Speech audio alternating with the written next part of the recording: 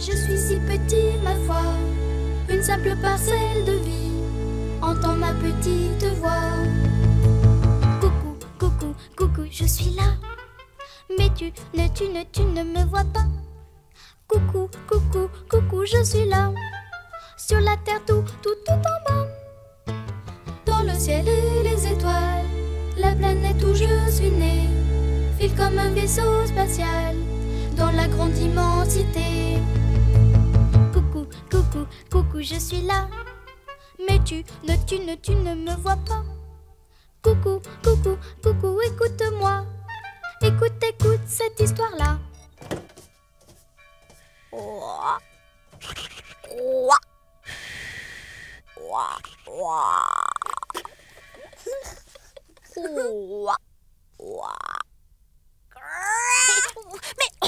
Mais j'ai failli me casser une patte.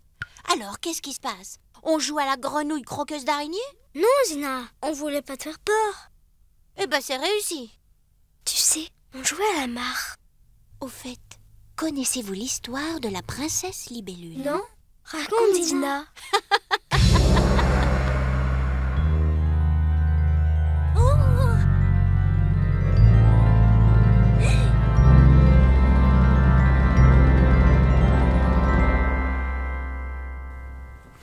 Et voilà le travail. Vous voyez les enfants, une mare, c'est comme une grosse flaque d'eau. Mais en plus, il y a plein de choses extraordinaires à découvrir. Pourtant, je vois rien. Moi non plus, je vois rien du tout. Attendez un petit peu. Waouh!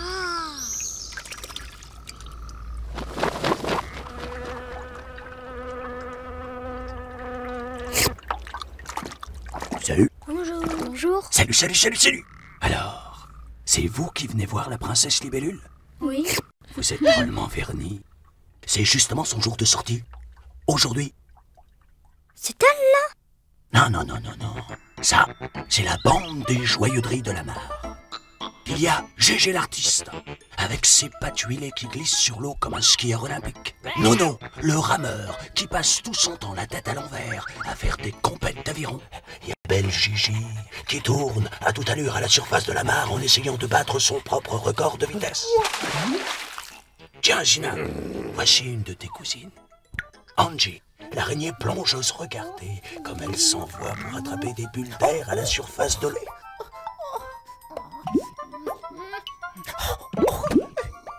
Mais dis donc, qu'est-ce que c'est cette sale bête, là?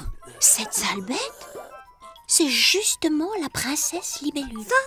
Mais c'est pas une princesse, c'est un monstre. Dis donc, tu te moques de nous, Zina. On était venus voir une vraie libellule, hein. Attendez, les enfants, un peu de patience. Regardez bien cette larve qui sort de l'eau. Elle va vous offrir un spectacle étonnant. La métamorphose de la libellule. Quand elle devient libellule, c'est un peu comme si elle mettait sa robe de mariée. Qu'elle est belle. Si c'est pas malheureux, la jolie libellule vient de passer plusieurs années dans la peau d'un monstre repoussant. Et maintenant qu'elle est devenue princesse, c'est pour vivre les derniers jours de sa vie. Oui, mais des jours heureux. Elle va rencontrer son prince, ils vont s'accoupler et elle pondra des œufs dans la mare pour une nouvelle génération. Et alors, une fois encore, ces petites bêtes se transformeront en de belles princesses et en princes charmants. C'est une bien belle histoire, comme toutes celles qui se racontent autour de la mare.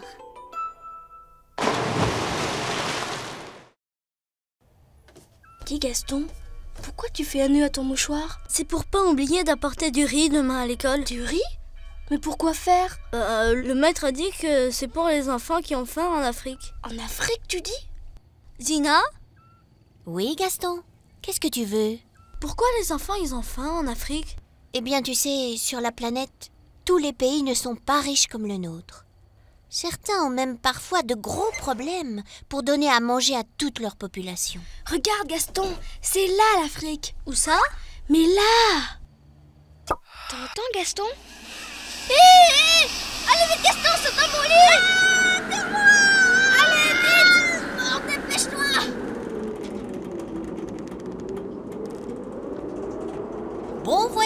voyage, les enfants. Gaston, je crois qu'on est en Afrique. Waouh! C'est géant! Oh, regarde en bas, il y a des bananiers. Et aussi 2 enfants. Ouais, ils ont de la chance.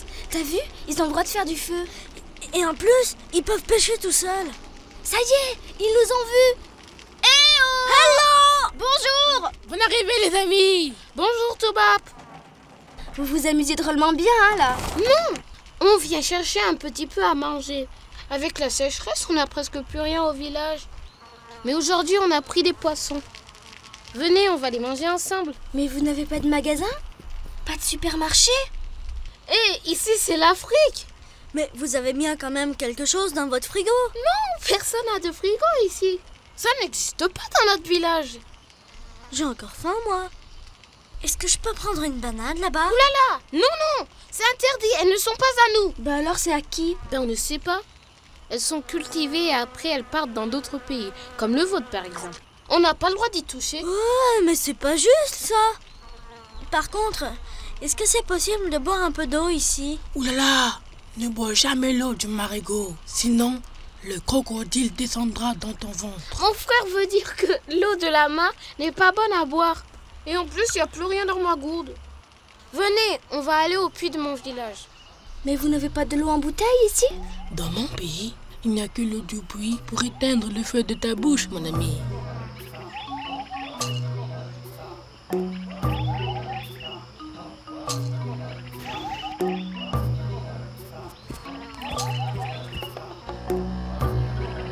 Alors, t'abandonnes déjà, Gaston? Non, je me repose juste une petite minute.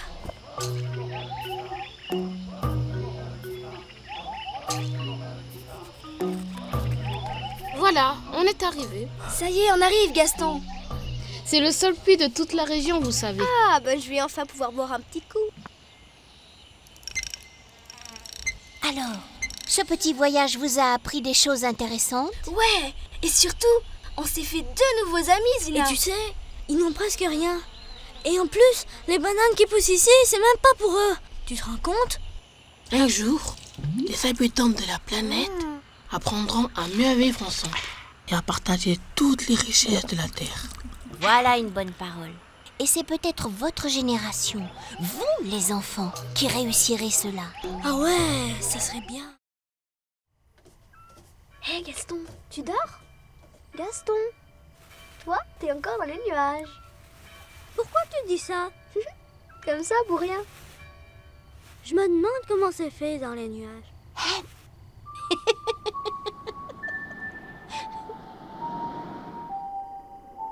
Zina? Oui? Tu me cherches? C'est encore toi qui as fait ça, hein? On est sur un vrai nuage! Oh là là! Viens voir Colline! Bonjour les enfants. Bonjour. T'as vu? Bah oui, c'est des gouttes d'eau. T'en as justement 2 sur le front. Où ça? Là! Ah là là, Antoinette, jamais on ne la retrouvera. T'as raison, Crapette, ça fait au moins 10 fois qu'on saute et rien. Vous avez perdu quelque chose? Oui, on a perdu Marinette, notre meilleure amie. Elle a des ennuis, c'est sûr. Oh, le temps se gâte. Quand faut y aller. Au revoir les enfants. Bon voyage! Je me demande si elles vont retrouver Marinette. Regardez, les gouttes de pluie tombent du ciel pour arroser et rafraîchir tout ce qui vit. Sur la terre, elles s'en donnent à cœur joie. De gouttelettes en ruisseaux, de torrents en rivières, c'est à chaque orage un grand voyage.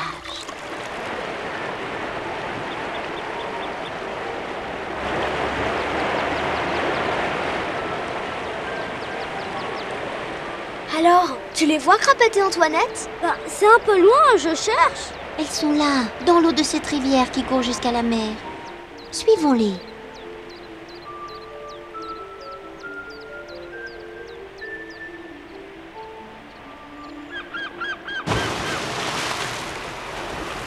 Les voilà, regardez bien. Mais je vois rien. Regarde, elles se transforment en vapeur d'eau. Le soleil est chaud. Je me sens devenir légère. Dis pas de bêtises. Tu t'évapores, c'est tout. Laisse-moi voir, Gaston. Je suis de l'eau et pourtant je ne suis plus liquide. Je suis tout en vapeur, je pars en fumée, comme c'est excitant. Ah, tu trouves ça excitant, toi? Eh ben, il te faut pas grand-chose. Oui, mais je ne m'en lasse pas, tu sais. Même après 100 000 fois. Eh ben, dis donc. Brrr, il fait froid, on va redevenir des gouttes. Oh, les enfants, attrapez-nous. Alors, vous l'avez trouvé, Marinette? Hélas, non, aucune trace d'elle. Cette fois, j'y crois plus. Oh, dis pas ça. Oh, C'est triste. Hé, les amis, qu'est-ce que vous avez toutes? Marinette! Et alors, vous m'avez déjà enterrée? Mais on t'a cherché partout. Oh, si je vous racontais par où je suis passée, on peut dire que j'ai fait le tour du monde. Oh, raconte, Marinette. Ben, je crois que ça sera pour une prochaine fois parce que l'orage arrive. Oui, comme autrefois. Hop, on saute toutes les trois. Et voilà, c'est reparti pour un tour. Au revoir. Au revoir.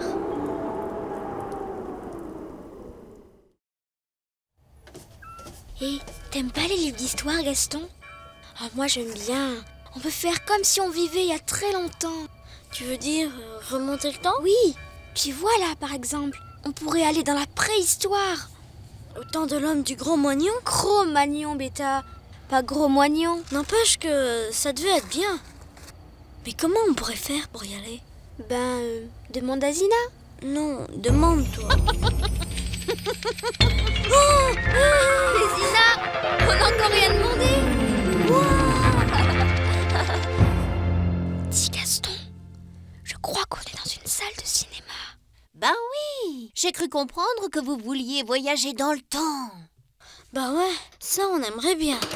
Alors, chut, ça va commencer. Regarde Colline, c'est comme dans ton livre. C'est vrai. Un jour, quand les hommes ont décidé de s'installer, de cultiver et d'élever des animaux, ils se sont créés des petits coins de terre à eux en brûlant la forêt.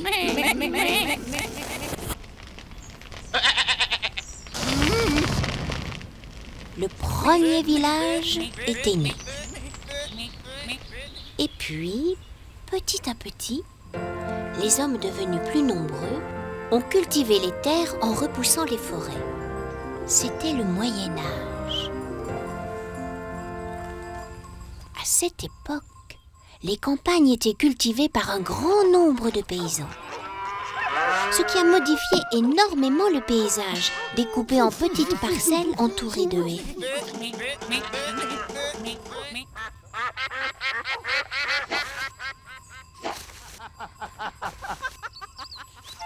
Quelques siècles plus tard, les paysages ont de nouveau été bouleversés. L'invention du tracteur a considérablement modifié les habitudes des agriculteurs. Pour manœuvrer les machines, il a fallu abattre les haies afin de travailler sur de plus grandes surfaces. On allait plus vite, tout en ayant moins besoin de gens pour travailler. Beaucoup de paysans ont dû partir à la ville pour y gagner leur vie. Ceux qui sont restés ne se sont occupés que des zones les plus faciles à travailler avec des machines, laissant le reste en friche.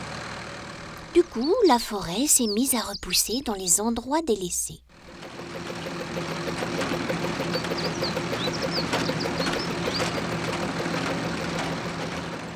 Quand est-ce qu'on vient maintenant, Zina? Regarde, justement, on y arrive. Aujourd'hui, il ne reste que très peu de paysans dans les campagnes. Ceux qui y vivent encore entretiennent par leur travail le spectacle vivant des paysages. Du coup, les gens de la ville viennent y retrouver un peu de beauté naturelle pour leurs loisirs et leur plaisir. Depuis toujours, les paysans ont développé et modelé le paysage en fonction de leurs besoins, de leur nombre et de leur manière de vivre. Un paysage, c'est quelque chose qui change avec le temps. Ce que nous voyons aujourd'hui est différent de ce que voyaient nos grands-parents, mais aussi différent de ce que verront nos petits-enfants. Foi de paysans!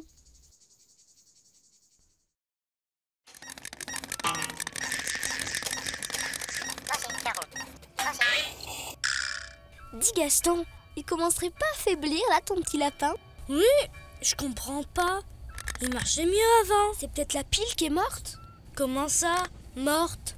Eh ben oui, la pile ne produit plus d'énergie et du coup la mécanique s'arrête. Parce que c'est l'énergie qui donne le mouvement.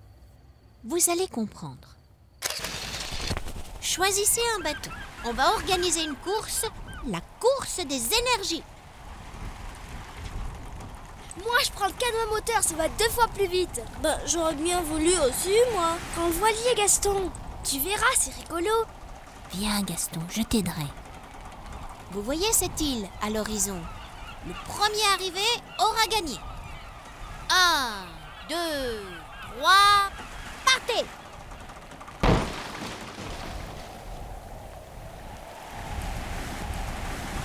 Qu'est-ce qui se passe? T'as des problèmes? Non, t'inquiète pas, je fais le plein d'essence. J'ai tout mon temps. Mon bateau est plus rapide que celui de mon frère. Tu as l'air bien sûr de toi. Oui, parce qu'avec mon moteur, je suis certaine de gagner. Allez, à tout à l'heure, je rejoins les autres. Alors Moussaïum, tout va bien? Ouais, mais on n'avance pas bien vite. Borde un peu plus ta voile, tu prendras mieux le vent. Et voilà, tu vois. Et n'oublie pas le gouvernail pour garder le bon cap. Comme ça, capitaine? Très bien mon garçon. Tiens bon là-bas.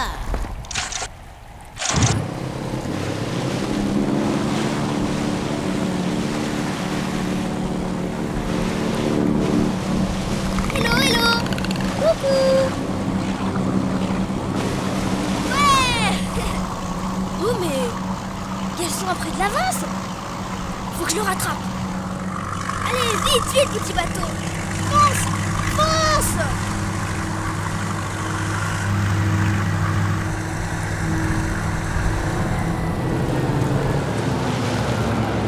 Ouais, j'ai gagné, ouais. Oh là là, pour chéri, ça n'est fallu des cheveux. Tu t'es bien débrouillé, Gaston, mais tu sais, je suis quand même la plus forte grâce à mon moteur. Mais aussi grâce à ce que tu as mis dedans pour avancer. Nous, on n'a rien dépensé, tu vois. Et pourtant, on est arrivé à bon port. Merci le vent. Bon, allez, les enfants, je crois qu'il est temps que vous rentriez. Mince alors. J'ai plus d'essence. Allez, viens, Colline, on te ramène. Avec le vent, tu sais, on n'est pas souvent en panne. Maintenant, on peut comparer les deux solutions, l'essence et le vent. L'essence, qui a servi à faire tourner le bateau à moteur, est stockée à l'intérieur de la Terre sous forme de pétrole. Même s'il y en a de grandes quantités, à force de l'utiliser, un jour, il n'y en aura plus. Par contre, le soleil ou le vent, quand ils sont là, on peut en profiter. Ce sont des énergies renouvelables et gratuites. Chaque fois que c'est possible, ça vaut le coup de choisir une énergie qui nous permet d'économiser du pétrole, comme ce petit vent qui nous ramène à la maison.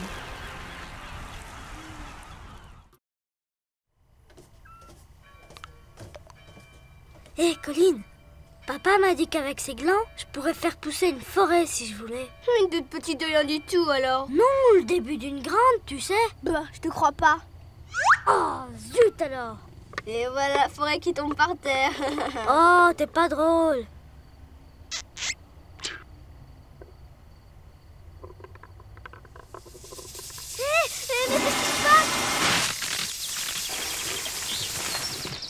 Mais, où on est? Dans la forêt, pardi. Bonjour les enfants. Bonjour. C'est toi qui as fait ça, Zina?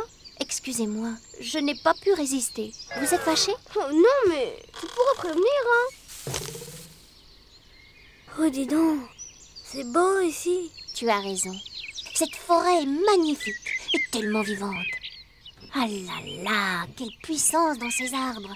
Quand je pense qu'ils sont si fragiles. Fragile? Tu rigoles? Le solide cet arbre. Oui, mais tu vois, il lui a fallu plus de 100 ans pour devenir ce qu'il est aujourd'hui. Il était déjà là avant que ton grand-père soit né. Et pourtant, en quelques minutes, il peut disparaître. Un coup de tronçonneuse, une allumette et pouf, plus rien. Parlez pas de malheur là-bas. Bon, c'est pas le tout les enfants. Il y a notre grand chef qui vous attend. Et si vous vous dépêchez, vous assisterez à quelque chose que personne n'a jamais vu avant vous. Mais où est-ce qu'il faut aller? Vous verrez. Suivez le champignon, là. Il va vous guider. Bon voyage! Bon voyage! Viens vite, Gaston, on y va.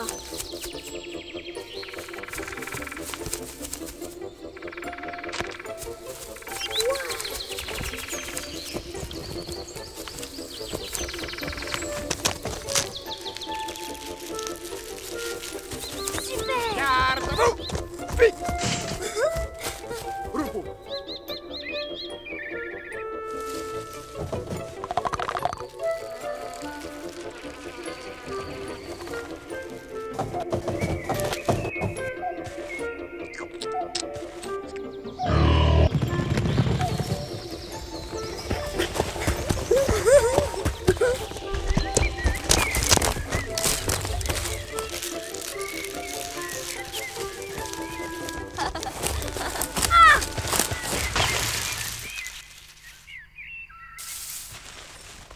Colline?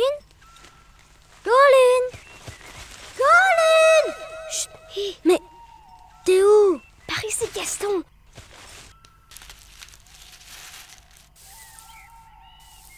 Viens, approche. C'est lui, le grand chef? Oui, c'est le grand arbre sacré. Vous êtes bien installé dans la mousse? Eh bien, regardez, ça va commencer.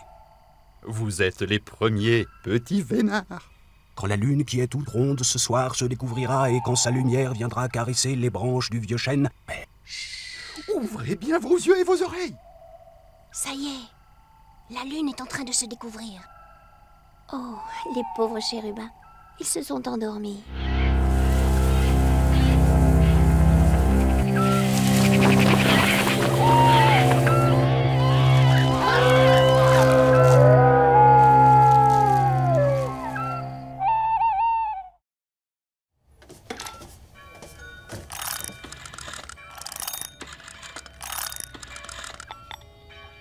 Allô Solène, c'est Colline. Qu'est-ce que tu fais? Fais moins de bruit, Colline. Tu vois pas que je téléphone? Ouh. Alors, tu vas toujours à ton cours de clarinette demain? J'arrive pas à dormir, t'arrêtes maintenant. Oh là là, ça va, ça va. Ah, c'est mon frère qui rouspète encore. Si vous n'arrivez pas à vous entendre, moi, je vais vous mettre d'accord. Allez, hop! Toi, Colline, je t'envoie chez les tintamarres. Et toi, Gaston, chez les bouches cousues. Chacun dans son monde. Enfin un peu de silence. Mais qu'est-ce que... Chut. Tout le monde porte des pantoufles ici? Chut.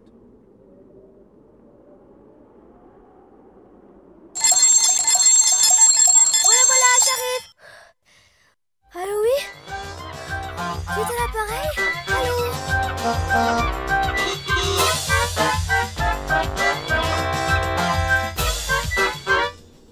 Vous êtes pas bavards, les gars.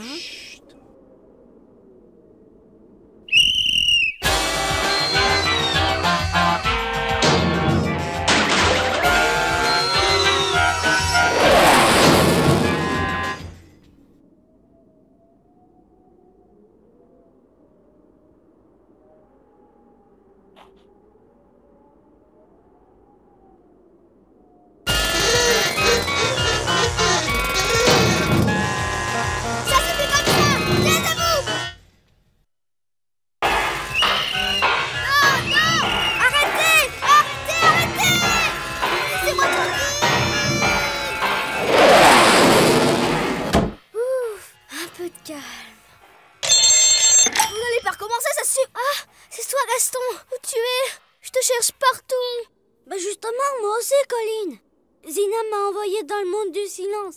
On n'entend jamais rien. Eh ben dis donc, c'est pas comme ici. Moi j'ai l'impression que ma tête va éclater. Eh mais regarde, je crois bien qu'on se rapproche. Eh mais oui, t'as raison.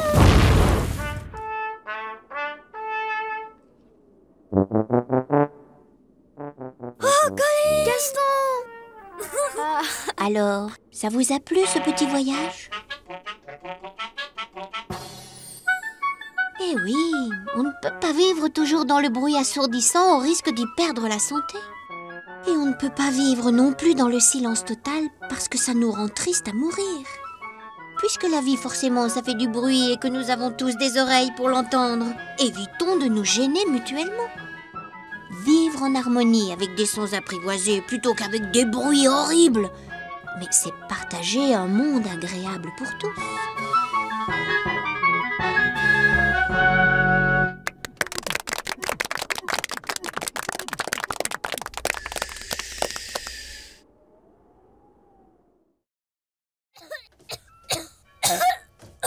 Bah dis donc, ça va pas mieux ta toux, Gaston. Non. Et qu'est-ce qu'il t'a dit le médecin? Ben, j'ai une grosse irritation de la gorge. Il pense que c'est peut-être à cause de la pollution de l'air. La pollution de l'air? Psst, hé, les enfants, venez par là.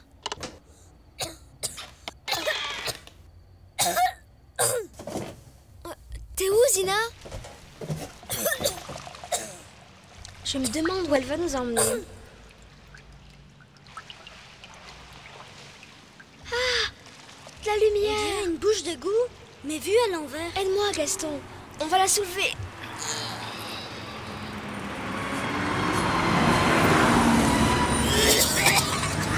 Gaston?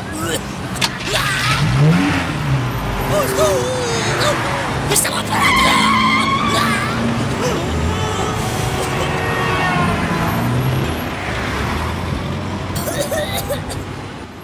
Ouh là là, ça s'arrange pas ta gorge. Vous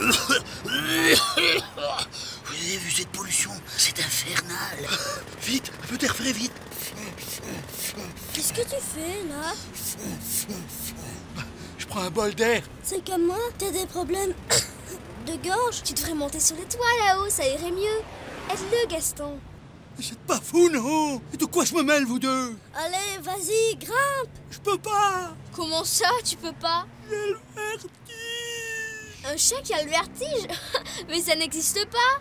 Ça n'existe pas, hein? Elle est bien bonne, celle-là. Bon, il faut faire quelque chose. On va pas te laisser comme ça.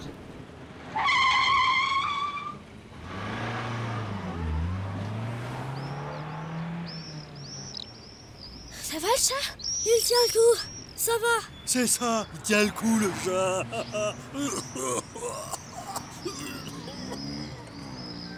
Ouf. Ouah. Là, enfin, on respire mieux.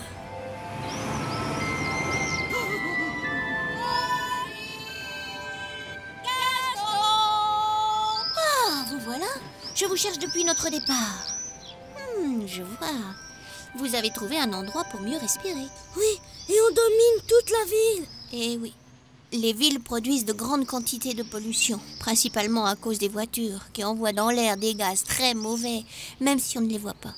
Ici, à distance, on est un peu épargné. Oui, mais c'est en bas que je veux vivre, moi. Ma vie, c'est dans la rue. Vous comprenez, oui ou non? Oui, je te comprends. Et en même temps, tu ne peux pas vivre dans cette pollution. Qu'est-ce qu'on peut faire, Zina? Tu vas voir. Attrape ce tuyau. Celui-là? Oui, tire-le à toi. Et alors, qu'est-ce que j'en fais? Regarde en bas. Tu verras qu'il existe des solutions. Grâce à cette lunette magique, on peut imaginer ce que ça changerait si on réinventait la ville. Si on la rendait plus jolie, avec moins de voitures et plus d'autobus et de métros. Pauline, prête-la-moi. Je veux voir aussi. Pour qu'il y ait moins de pollution en ville, nous devons changer notre façon de vivre. Par exemple, chaque fois que tu choisis de marcher à pied ou rouler à bicyclette, tu participes au bien-être de tous. Moins de pollution, c'est plus de santé, foi d'araignée.